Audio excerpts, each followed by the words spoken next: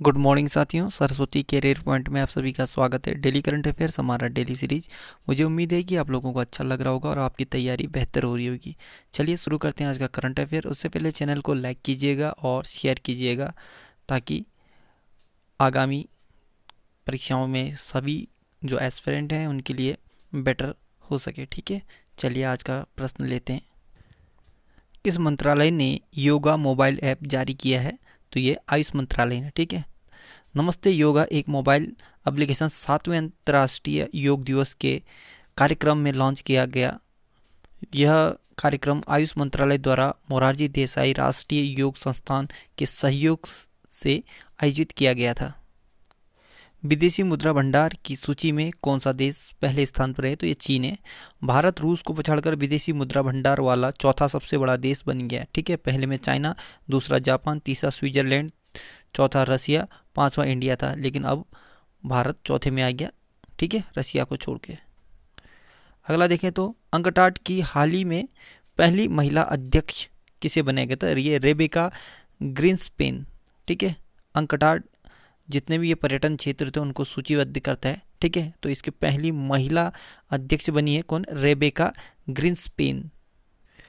जो ये रेबिका ग्रीन्सपेन है, इनको जो हमारे यूएन के महासचिव हैं एंटोनियो गुतेरस, इन्होंने नोमिनेट किया है। ठीक है, और अंकटाड का फुल फॉर्म होता है United Nations conference on trade and development.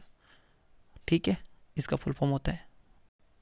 Britain में रहने वाली किस भारतीय मूल की पत्रकार को अमेरिका का पत्रकारिता पुरस्कार पुलित्जर अवार्ड दिया जाने की घोषणा किया है? तो ये मेघा राजगोपालन को। ठीक है, ब्रिटेन में रहने वाली भारतीय मूल के पत्रकार मेघा राजगोपालन को हाल ही में अमेरिका के सबसे बड़े पत्रकारिता पुरस्कार पुलित्जर अवार्ड से सम्मानित करने की घोषणा की गई है। उन्होंने इन्वेस्टिगेशन के द्वारा चीन में उइगर मुसलमानों को कैद में रखने के लिए बनाई गई जेलों और डिटेंशन कैंपों का खुलासा किया था। अंतर्राष्ट्रीय ओलंपिक समिति ने वर्ष 2032 के ओलंपिक कहाँ आयोजित कराने की मेज़बानी दी है? तो कहने का मतलब जो 2032 का अंतर्राष्ट्रीय ओलंपिक गेम होगा वो ब्रिस्बेन में होगा। ठीक है, और अंतर्राष्ट्रीय ओलंपिक समिति ने हाल ही में वर्ष 2032 के लिए ओलंपिक की मेज़बानी के लिए ब्रिस्बेन को देने की घोषणा की है। इस वर्ष जनवरी तक यह स्पष्ट माना जा रहा था कि ब्रिस्बेन वर्ष 2032 तैयारियों की उन्नति स्थिति में था।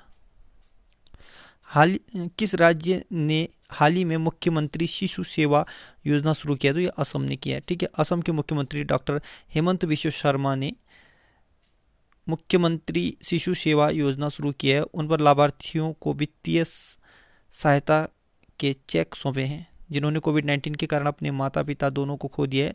उल्लेखनीय है कि इस योजना के तहत 7,81,200 प्रत्येक लाभार्थी के नाम सावधि जमा के रूप में बैंक में रखे जाएंगे।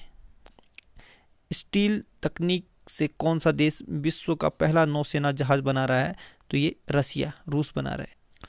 कार निर्माता कंपनी फरारी के नए सीईओ कौन बने हैं? तो ये बेनेडेटो बिग्ना। फेरारी ने बेनेडेटो बिग्ना को अपनी नई कंपनी के सीईओ के रूप में नामित किया है। अंतरिम प्रमुख जॉन एल्कानो से पदभार ग्रहण करेंगे। इंग्लैंड के फुटबॉल संघ ने पहली बार किस महिला को चेयरमैन नियुक्त किया है? तो डेबी हैबिट को। फ्रेंच रक्षा और एरोस्पेस ग्रुप थेल्स कंपनी ने अपना उपाध्यक्ष और भारत के लिए डायरेक्टर नामित किया है? तो आशीष सर्राफ को। फ्रांस के डिफेंस एरोस्पेस जो ग्रुप है इन्होंने अनाउंस किया है और आशीष सर्राफ को भारत में उपाध्यक्ष नियुक्ति किया है। ठीक है, और कंट्री डायरेक्टर के रूप में इन्हें जो पद मिला है ये 1 जून 2021 से पदभार ग्रहण करेंगे। यूके एशियन फिल्म महोत्सव 2021 में किस भारतीय ने बेस्ट एक्टर का अवार्ड जीता है? तो ये तिलोत्तमा सेम ने। भारतीय अभिनेत्री तिलोत्तमा सोम ने 2021 UK Asian film festival UK AFF में सर्वश्रेष्ठ अभिनेता का पुरस्कार जीतकर देश को गौरवान्वित किया है। तिलोत्तमा ने फिल्म राहगीर द वेफेयरर्स में अपनी भूमिका के लिए पुरस्कार जीता। राहगीर द वेफेयरर्स ये फिल्म है जिसके लिए इन्हें पुरस्कार दिया है। ठीक। भारतीय मौसम विभाग के अनुसार भारत में 121 साल बाद दूसरी सबसे अधिक बारिश किस महीने में पड़ी? तो ये मई महीने में। भारतीय मौसम विभाग IMD के अनुसार मई 2021 में 121 वर्षों में दूसरी सबसे अधिक वर्षा हुई है। 2021 के मई महीने में पूरे भारत में वर्षा 107.9 मिलीमीटर दर्ज की गई है। 1 जनवरी 2022 से ATM कार्ड से 5 फ्री ट्रांजैक्शन के बाद कितने रुपये चार्ज किया जाएगा? 21 रुपये।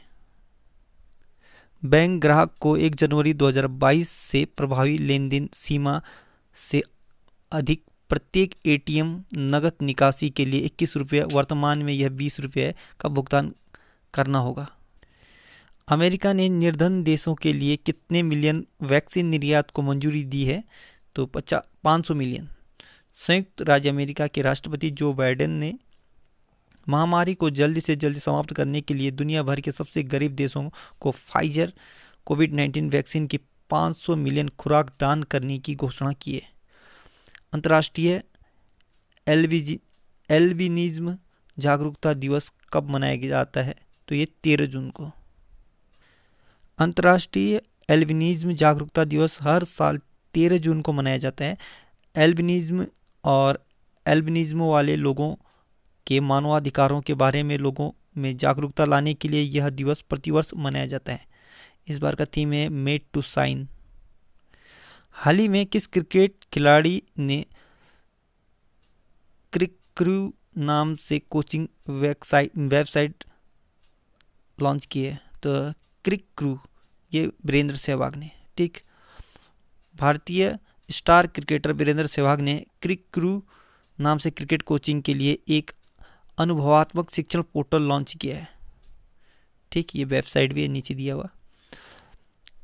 अभी हाल ही में फेसबुक ने लॉ स्टूडेंट के लिए कौन सा प्रोग्राम लॉन्च किया? Tech scholar programme.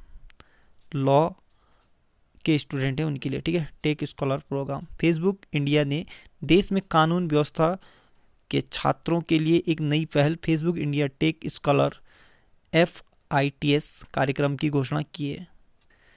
हाल ही में कोलंबो बंदरगाह के पास डूबा एक्सप्रेस पर्ल जहाज किस देश का है? तो ये सिंगापुर का है। हाल ही में इंडो थाई कॉर्पोरेट अभ्यास 31वां संस्करण कहाँ शुरू किया है? तो ये अंडमान निकोबार, ये अंडमान की खाड़ी में, या अंडमान निकोबार द्वीप समूह वाली खाड़ी में। ठीक है, यानी बंगाल की खाड़ी, हिंद महासागर वाले क्षेत्र में। भारत और थाईलैंड की नौसेना ने अंडमान सागर में अपना 3 दिवसीय द्विवार्षिक भारत थाईलैंड समन्वित गश्ती इंडो थाई कॉर्पोरेट की शुरुआत की है। भारत की पहली CAR-T सेल थेरेपी कहाँ की गई है?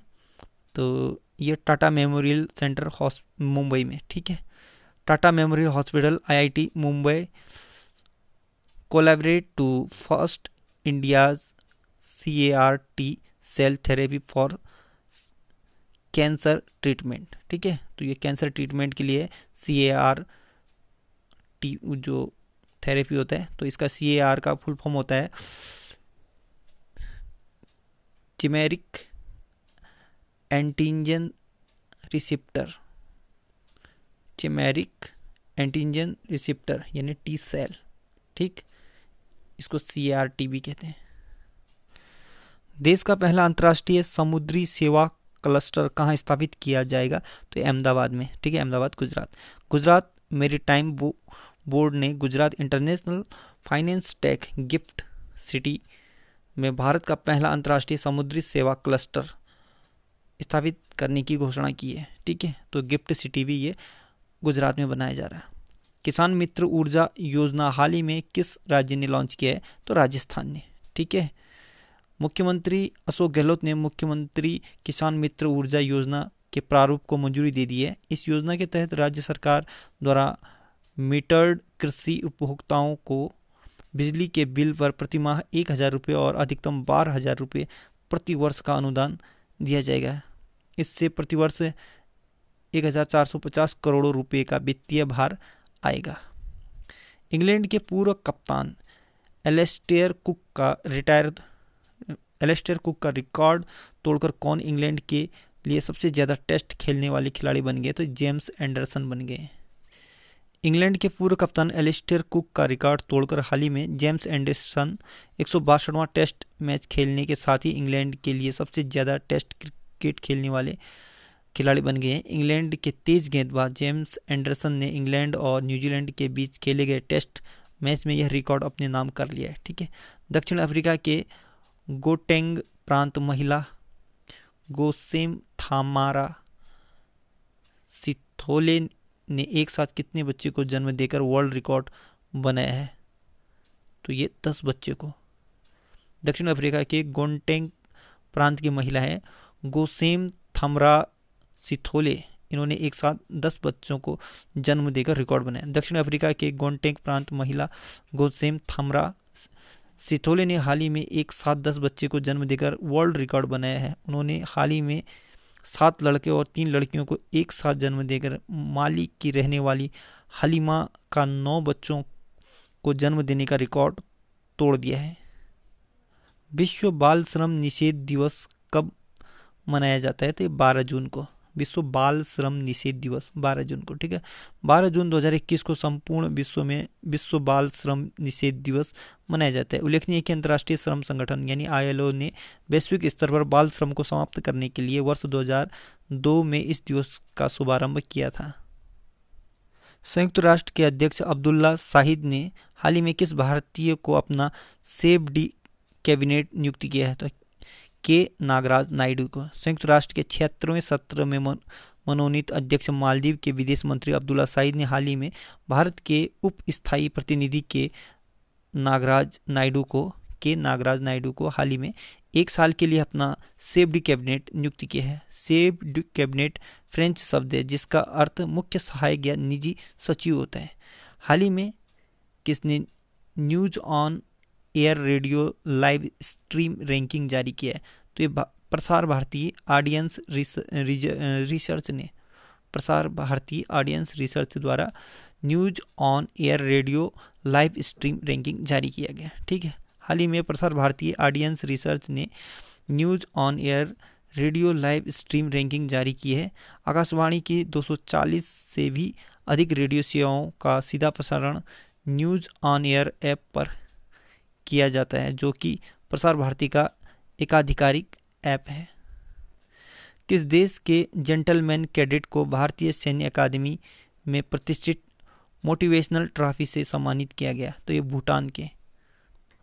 भूटान के विदेशी gentleman cadet junior under officer Kinley Norbu को अकादमी में प्रशिक्षण के दौरान भारतीय सैन्य अकादमी में प्रतिष्ठित मोटिवेशनल ट्रॉफी से सम्मानित किया गया।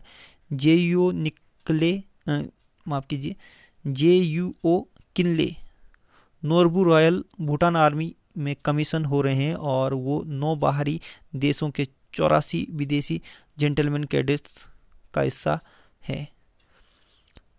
नाइट फ्रैंक द्वारा 2021 की पहली तिमाही के लिए हाल ही में जारी इकोनॉमिक हाउस प्राइस इंडेक्स में भारत का रैंक क्या है? तो 55वां स्थान। इकोनॉमिक हाउस प्राइस इंडेक्स 2021 में टॉप यानी प्रथम स्थान तुर्की का है। भारत 55वें स्थान पर है और इसे जारी किया है नाइट फ्रैंक द्वारा। Asia Pacific productivity champion award 2021 से किसे सम्मानित किया गया? तो RS सोडी को। तो साथियों, आज का करंट अफेयर यहीं पे समाप्त होता है। कल फिर एक नई सीरीज के साथ हाजिर होंगे। तब तक के लिए good luck, have a nice day. पढ़ते रहिए, मेहनत करते रहिए। आपका दिन शुभ हो।